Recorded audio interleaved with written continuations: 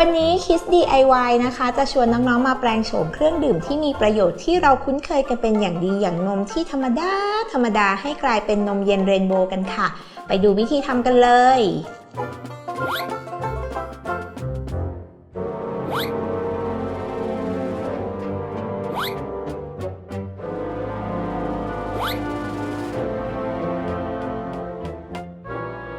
อย่างแรกนะคะเราจะเริ่มจากการนำน้ำแข็งใส่ในแก้วก่อน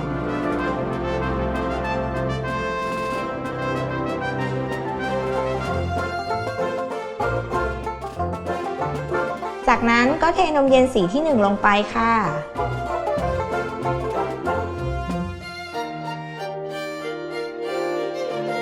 ใส่น้ำแข็งชั้นที่2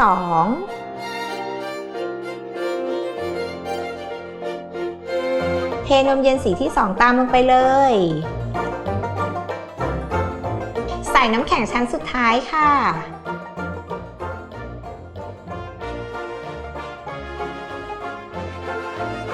แล้วก็เทนมสีสุดท้ายตามลงไปเลย